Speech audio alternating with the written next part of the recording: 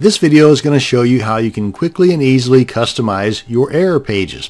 Let me first tell you what an error page is. You may have encountered them before if you've been on the internet any length of time. For one, you might enter a URL to a page on a website that actually does not exist. Maybe you got an incorrect URL from the creator of the website. Maybe you just entered it incorrectly. It could be a host of things. Maybe the website's just down for maintenance. Whatever. Let me demonstrate here what a 404 error page is. In this example, a 404 error page is what you're going to get whenever you enter a URL to a page that does not exist. And this is what you're going to get whenever a page that you typed in up here does not exist. Now there's a bunch of other error type pages as well. If you're trying to access a page that is password protected, it might come up and say forbidden. I think that's a 403 error page. There's a bunch of different types of error pages, starting with the 4, like 400 something. Another one starting with 500 something. That's more serious. That's more of a server type error. And I think there's even some like in the 300s that start with 3s. Here, let's go ahead and take a look. Come on back to our cPanel control panel. Scroll on down to pretty close to the bottom in the advanced panel and click on error pages. And if you've got several different domains or even add-on domains assigned to this particular cPanel account, you'll have a drop-down box right here. Let me show you. I think I've got one over on this one. This is a totally different web hosting account that I just toggle back and forth to kind of show you the differences between two different web hosting services. And here we go. Yeah, this one will show all the different domains that I've got assigned to this cPanel account. So whether it's add-on domains or just additional main domains, if you've got more than one, you'll have this drop-down box here. And if you wanted to customize your error pages, they will be domain specific. So make sure you choose the one you want. And in this case, there's only the one. So we come on down here, and these are the most popular error pages. And if you want to see all of them, you can click on this and it will show you all the possible error pages in existence, at least insofar as your web hosting service is concerned. Now, a lot of these I would just simply not mess with, but you have the ability to customize them if you wanted to. And I'm going to demonstrate that with the 404 error page like the one I just showed you. Let's come on back here to the common error codes, and you just click on the little pencil icon here to edit it. And you've got some options here. You can just type in direct text, or you can type in HTML. And you've got these special tags up here that will document, for example, the visitor's IP address, maybe the requested URL, to let the person that is seeing the error page see that, okay, I see where I made the mistake. It's not actually this, it's this. So you can put in the tag that shows the requested URL, and that will show them this / and then this page right here. And you can do that by adding this particular tag. Just click on that button and it shows it right there. Here, let me demonstrate. Let's back this up here just a second. And I've got Composer, which is a free HTML editor. Got that open, and I just created this HTML page pretty quick.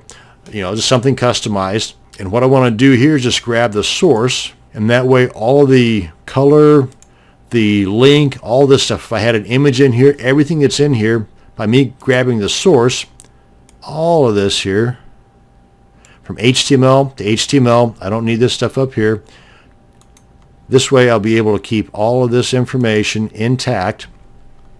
And if you're not familiar with using Composer, maybe you've got a different HTML editor, you can create a website or a website page, post it on the internet, and then just go up to, let me get this out of the way, go up to the page anywhere you've got it, right click and view page source, and you can select all of the HTML code here and do the same exact thing. Okay, but I'm demonstrating this using Composer. Now in this case, I just put my cursor right up here at the very top, click on paste, and all this stuff right here will show the exact same way as it did on Composer. Now if I wanted to, I can come on down here, and this video is not on HTML, so I'm not going to bother too much on what all these codes and stuff mean, just showing you that you can do this. I'm going to put in here, and then hit that, and let's say, and that. Okay, Now then, and while limited, you do have some formatting options here. Frankly, I would much rather do this stuff in a editor like I just did with Composer and then copy and paste it into here. Go and click on Save, go back, and here's the normal or default 404 error page. And there we are. That's the customize. Now I didn't add some HTML code to bring these guys down. Let's go ahead and go back here and do that now. 404, we want to re-edit this, and right here, this is just putting a break between the two lines of code, so that will bring this down on a second line all on its own. Likewise with the your IP address on another line all on its own. That's what this stuff's going to do. And click on Save, go back, come back here, refresh, and there we go. And that is how you can quickly and easily create a customized error page. And this is not just for the 404 error page, but you can do the same type of customizations to any of the other error pages. Of course, you want to make them specific to that type of error. Something like this will not work on a 403 forbidden page, but I think common sense will play a little bit in that. Now, one thing I do want to mention is that let's say you come on in here and you no longer want this customized error page. You want to delete all this stuff and go back to the way that it was. Well, the problem with that is just by deleting that does not bring it back to the way that it was. Let's refresh and I'll show you. This is what it is now.